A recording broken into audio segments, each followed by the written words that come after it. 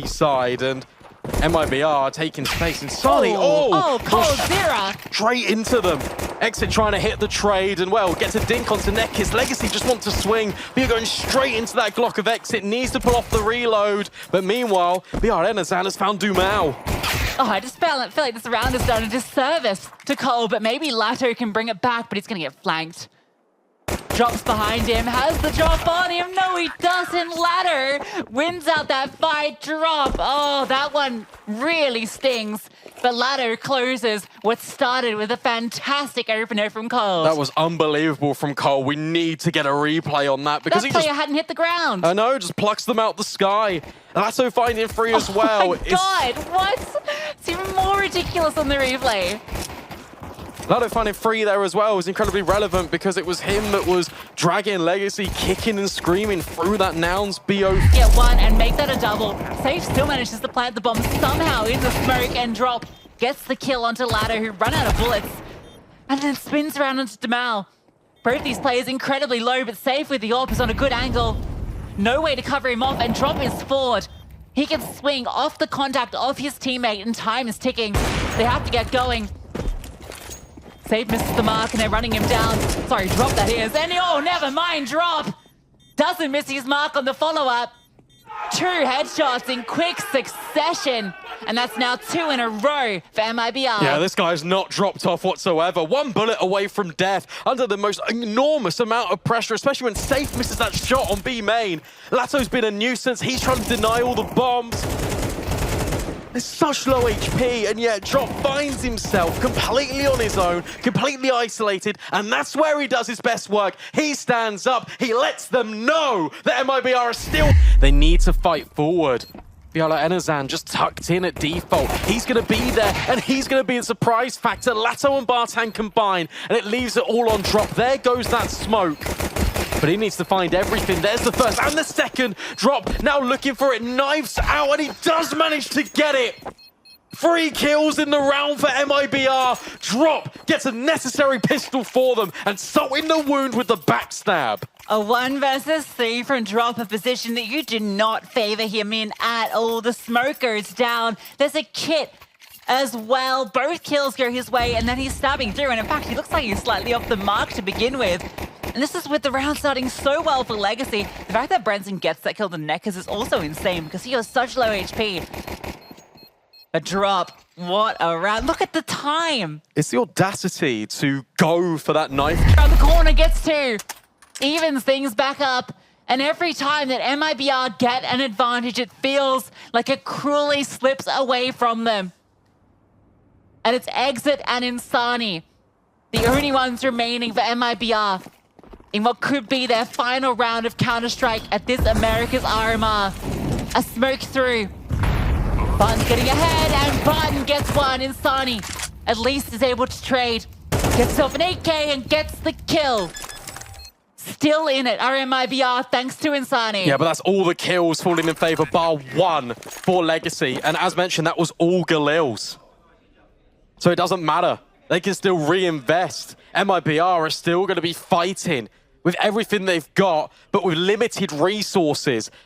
Fantastic clutch from Insani. The adjustment right under the pressure. There's that molly going again. Oh, no. Nuke comes in as the bookend of the series.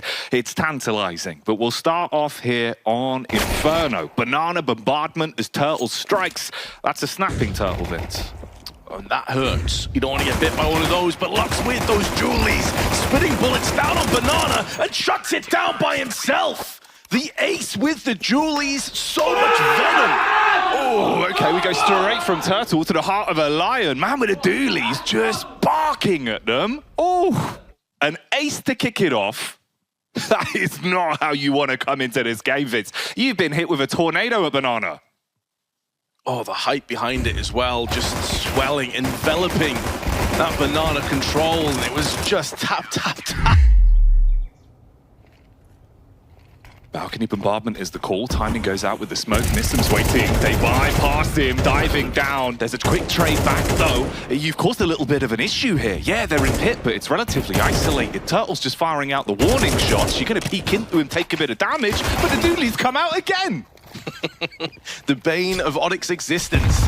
Kaz with a beautiful couple of kills out on the initial push, saving this round, surely. Unless Matios and Woody can try and chime together, and neither of them have got off the mark just yet in the opening 2 rounds. We look at it change that now. Molotov not quite extending. Oh, they line up and Woody punishes them. But there's a HE off the noggin. And Woody goes down for a 3-0 on Pain. Then Kaz again. Spams into him with the doolies, and they close out the round towards the end. Looked a little bit iffy once Woody started to flex his muscles a bit. You give him those 1-for-1 fights, he'll take those all damn day. But they close it out. Weather the Storm in the first test against the actual rifles from Onyx does not deliver. Pain are able to withstand. So free rack connect onto Nissim and blow him out of the server. So you're back into a 2v2, but it's still low HP for the side of Onyx. Woody's the only one really in good standing. The longer it goes, the more time ticks away. Dives around the corner. The acrobatics pay off, but you still got to get past the lunatic that is NQZ. Sprays through the woods, popping the cranium of Woody. Looks for the repeak as well, and it is on the money. It's on the money, but that will feel like a bit of a subdued victory. Yes, they're going to get hyped up and amped, but in the context, effectively a bonus round, you had full AKs, you only come out with 1. And even then it was really close. Like that jump around the side with the MP9 from Woody, that would have sent shivers down the spine of Pain collectively. And this is off the back of getting some like really free entries on middle. Quite surprising that no one from Onyx was either in mid or at least here and get the element of surprise if he can coil up and strike. But is Woody watching this angle? He is from ramp. This is going to be so difficult for Nissim. He's going to have to wide swing into the headshot this one pretty much, and he gets 1 and a second as well. 1 HP. 30 seconds left on the clock. Such an integral moment in this match. And the bomb is also down on ramp. So not only does Ponta have to go back onto ramp and secure the bomb, but he has to pick up the pace. And that audio cue, that step could give everything away and allow Nissim to pivot in for the headshot. Unbelievable clutch from Nissim. And that could be the backbreaking moment.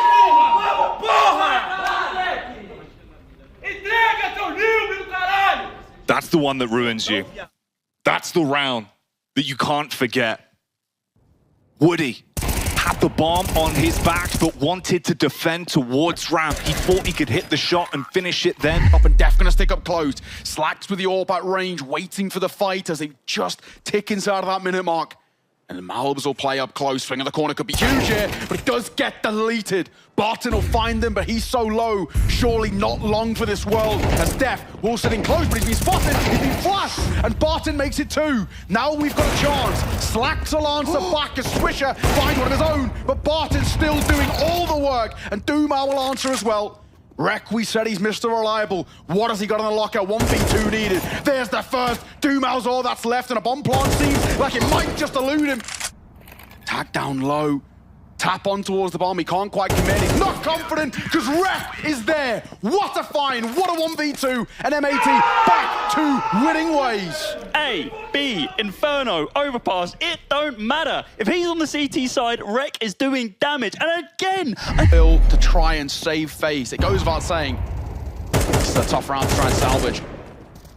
I think if Legacy want any chance in this game, they have to find this. They're going to flash out. They might just go off the back of it. They will, and they go in towards Swisher for 1. But Lato answers back before Rek is there again. Who would have thought? Who would have wondered whether Rek can lock down a site? Of course he can. And the Tech 9 to close it too. Rek, what a half of Counter-Strike. 18-1. Rek cannot die.